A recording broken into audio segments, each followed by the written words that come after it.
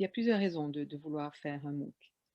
Elles peuvent être idéologiques, de se dire: «Je veux partager, mes connaissances, au maximum et le MOOC, c'est ouvert à tout le monde».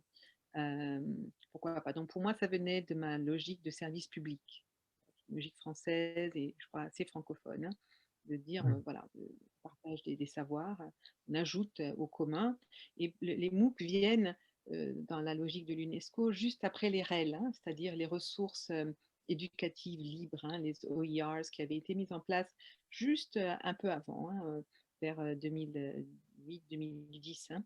Et c'est vrai qu'un MOOC, quand il n'est plus animé, hein, là je quand en le un de tes MOOC est animé, vous avez compris, hein, il y a de la médiation et Ouais, cetera, hein. Mais quand on peut le laisser ouvert après et il devient une REL, vous voyez? C'est-à-dire qu'on peut aller d'accord. le consulter, bon, il y a pas les réponses, il y a pas les webinaires et cetera, mais il y a quand même une base de connaissances qui est pas négligeable, hein.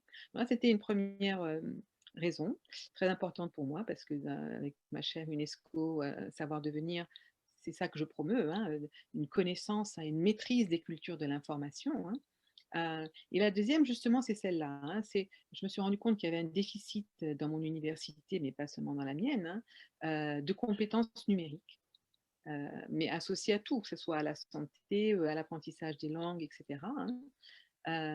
Et donc créer un MOOC, c'était pas rajouter un cours ou faire concurrence à un cours, existant en dur dans l'université, hein. Pour D'accord. moi, faire un MOOC, c'était une valeur ajoutée.